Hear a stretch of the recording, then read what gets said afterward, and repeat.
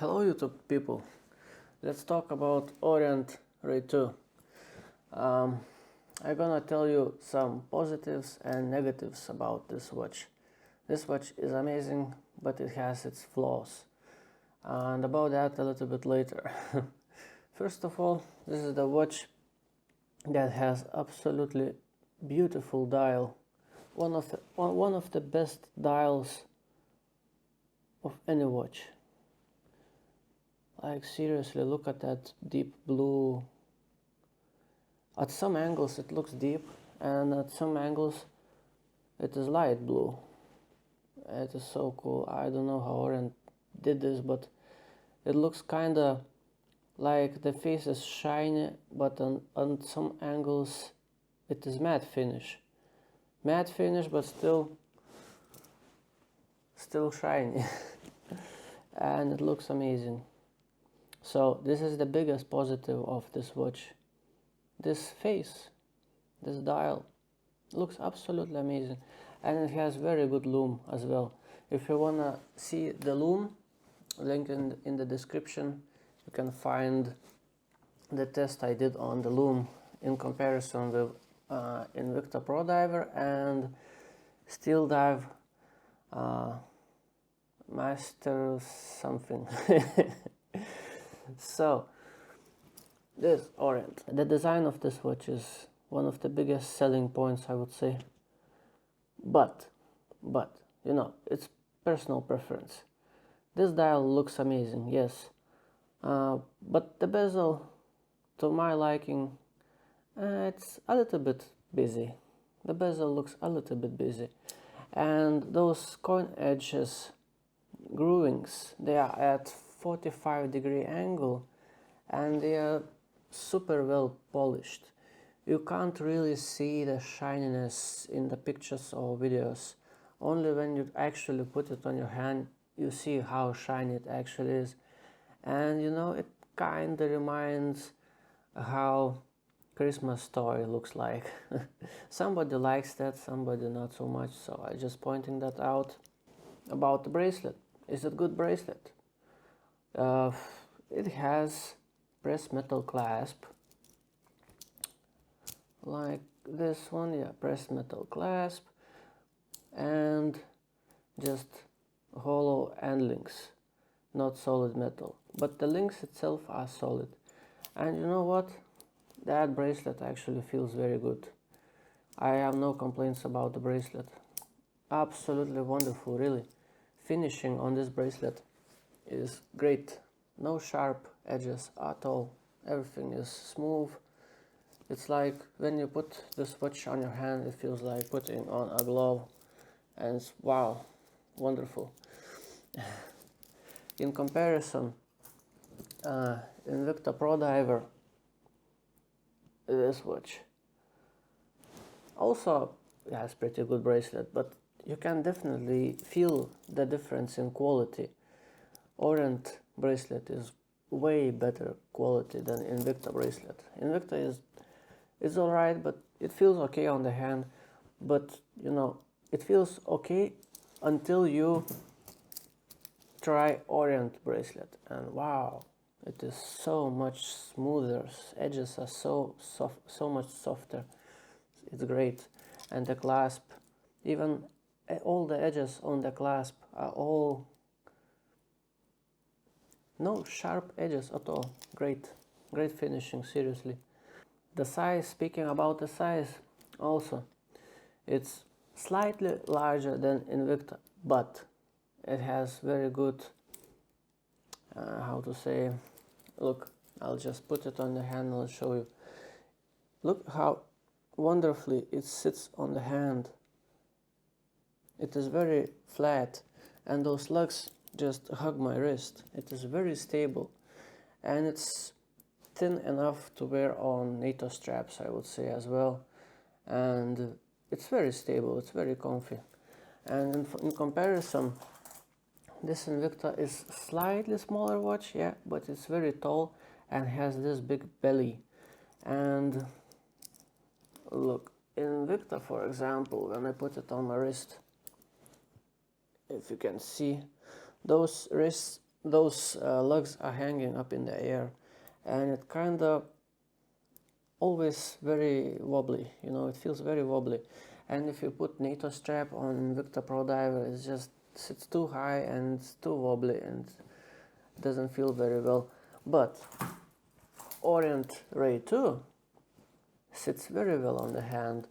Those lugs almost touch my hand, and you can put any bracelet on or strap on the Orient and it just feels alright. It's just very good design, I would say. I also like how this bracelet goes straight down from the lugs. It's like, okay, I'll try to show you. Look at this end link. You see it has this edge. Lugs go straight down, and also this end link also goes straight down. It looks very cool because it doesn't wear on the wrist like this. It wears kind of like this, and you always see this edge, and it looks very nice, at least to my eyes. And even though it's just simple folded metal end link, the gap is barely noticeable. The gap between the second link and the first link. For example, Invicta, look, this gap is really noticeable. You can always see it. You cannot unsee it now. You will always notice this gap now. But for example, Orient doesn't really have this gap. Looks very good. So those are positives, and you know, another positive, it's not a homage, it's standalone design units made by Orient, and it has in-house movement. It's like, it has good respect points, you could say. If you would compare to Invicta, well, Invicta is just, you know, a clone, a copy, a homage. Yes, a homage. Well, still very good watch, but you know, it doesn't really get that much respect points as this Orient. And okay, let's move to the negatives. And another strange thing, can you tell me what day or date it is right now? Yeah, it's kind of funny. You kind of can tell the day or date, but it's like from 14 minutes to 16 minutes. It's a little bit difficult. And another thing, let me quickly set the date on Sunday. I'll show you the one thing. Another very small minor thing. It just slightly bothers me, but well, not important. You see the Sunday dial is red, is clearly red color, and the seconds hand arrow is orange. It kind of bothers me a little that they aren't the same color. They could be both orange or they could be both red. Why Sunday is red and this second hand arrow is orange? Well, I don't know. It's just, I have to point that out. It doesn't really bother me too much, but yeah, still it's something, you know, something to mention. And the thing why I'm actually selling this watch is I have trouble operating this crown. It is rather small as for a diver's watch, and it is very slippery. Well, small crown isn't necessarily as big of a deal as slippery crown. It doesn't have those, you know, like Invicta Pro Diver, look at the crown. It has those grooves, they're very grippy. It feels very good. But Orient crown is kind of slippery. That might be forgivable for a dress watch, or especially for quartz watch, I wouldn't even care. But this is mechanical, automatic movement, and you know, if you have this watch, you probably have several more, and you kind of rotate your watches. One day you wear one watch, another day you wear another one, and it just so happens that this Orient stops sometimes. So you have to unscrew the crown and, you know, set the date, time, wind it up a little bit. So you have to play with it every other day, and it's not a very pleasant experience, to be honest. Even though the threading is okay, it catches the thread very, very nicely. It, you know, the thread works okay. But look, with my bare fingers, when I try to screw the crown in, yeah, it catches the thread very nicely, and I screw it in half the way, and then it gets kind of difficult. And even though my fingers right now are grippy, I can't really screw it in all the way. It just keeps, my fingers keep slipping, and those crown guards are very big in relation to the crown itself, and rather, you know, I have difficult time trying to screw it in all the way. And sometimes I just take some t-shirt or some rug and try to screw it all the way in with something that shouldn't be the case. You know, I don't understand how Orient really designed this as prototype and decided that, yeah, this is good, let's put it into production. It's not so good, you know. It's a diver's watch, it's a tool watch. It's supposed to be very easy to use, very easy to operate, like this Invicta. That crown of a mechanical automatic watch is part of the fun. It must be enjoyable to use, like this Invicta Pro Diver. Like unscrewing this crown, you feel that mechanical connection. You wind up the watch and you screw it back in, and everything feels so tight, so fit, so grippy, so mechanical. It's a great feeling. It's part of the fun owning a mechanical watch, and this Orient Ray 2 just doesn't really give you that. So I complain, some people wouldn't even care about that, but you know, I have to point that out. If you are about to buy this watch, you have to know this. So I'm just telling you. Other than that, it's just great, beautiful, very good looking watch, and I believe it might become a future classic because of that blue dial. It looks stunning, absolutely stunning. And I like how Orient applied their brand logo on the face as well, instead of just printing something on. It looks way better. I like how Orient put those metal housings around our markings. It looks premium. Everything about this watch looks premium, well, except the crown, but I told you about the crown already. So overall, it's quite a looker. This watch is really stunning, looking stunning, but well, it has a reason why I'm selling it. I'm not having fun operating that crown. Okay, enough about that, pluses, minuses. Now I'm gonna show you how it looks like on other straps. So that's how it looks like on this NATO strap.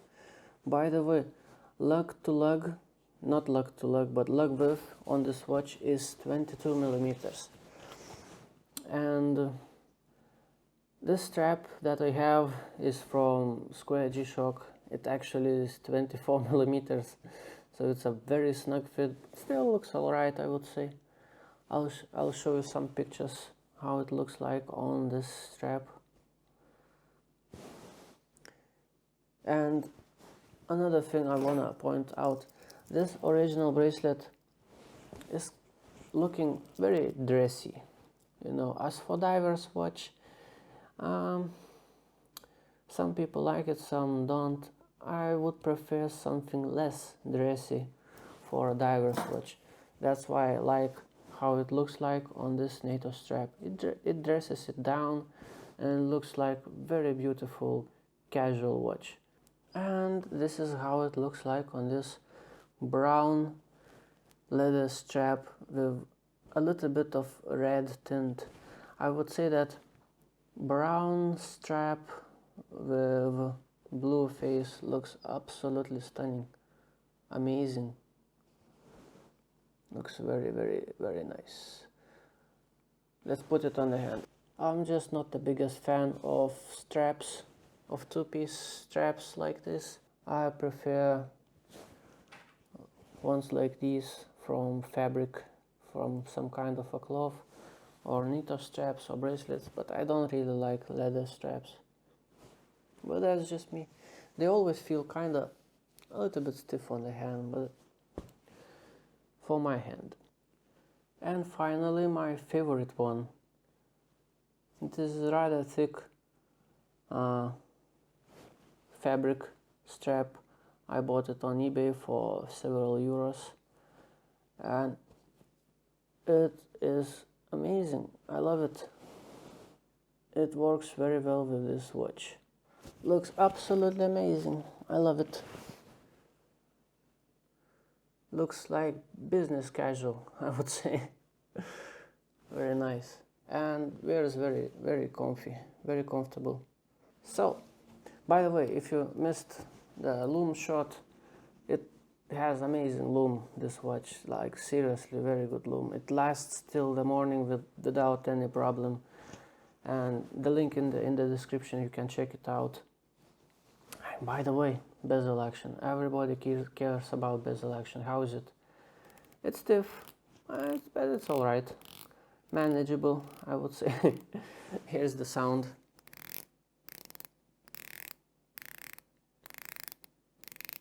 You know how it sounds? It sounds like a very fat, big frog in a pond.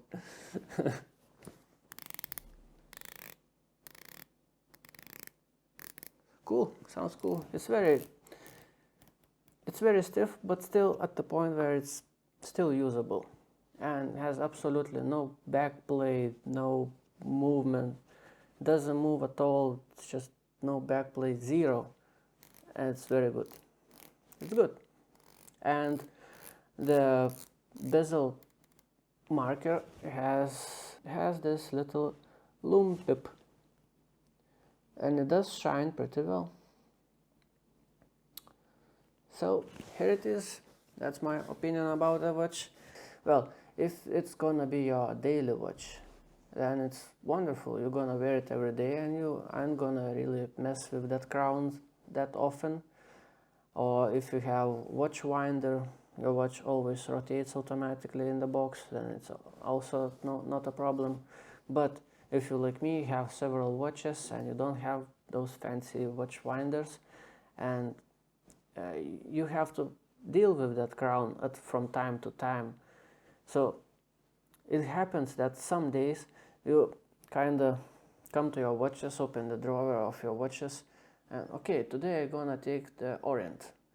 You take the Orient and oh, it stopped.